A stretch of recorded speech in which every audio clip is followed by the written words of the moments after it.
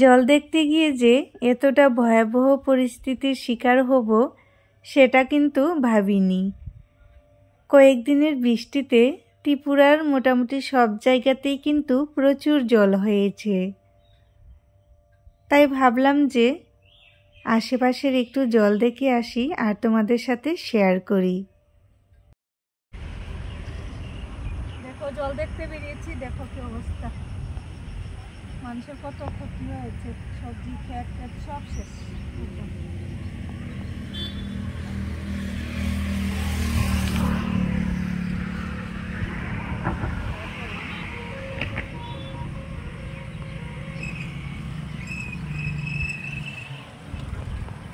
আকাশটার কি অবস্থা, কি সুন্দর, কিন্তু দারুণ লাগতেছে না?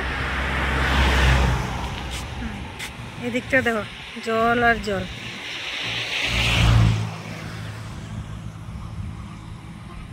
ক্ষেত টেত একদম মানে বলে লাভ নেই আর।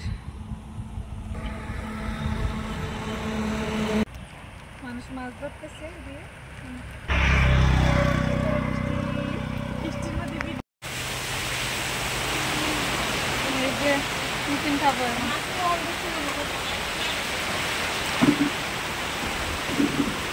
মনে হচ্ছিল বেশ কিছুক্ষণের মধ্যে যেন বৃষ্টি আসবে না।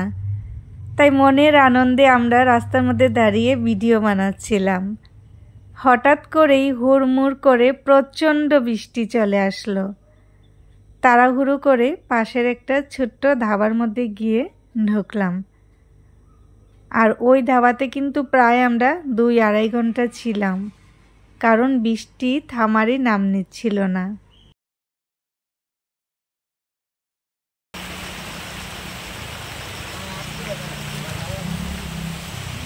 উনি বসে বসে মোবাইল দেখছেন, আর কি করবেন।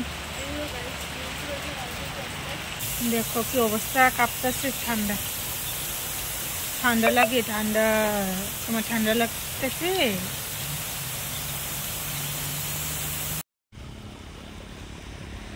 দেখো জল আর জল চতুর্দিকে।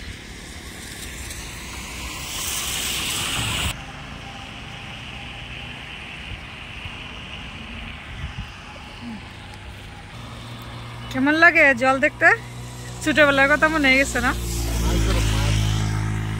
চলো মাছ ধরি সবাই মিললে।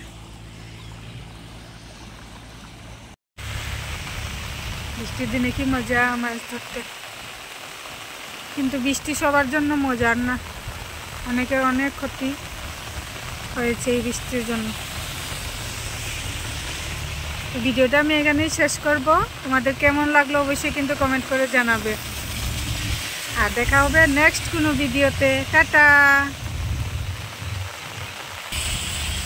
বৃষ্টি ভিজে আমাকে জল দেখাতে নিয়ে গিয়েছিল, কি অবস্থা, পুরা ভিজে একদম শেষ বেচারা।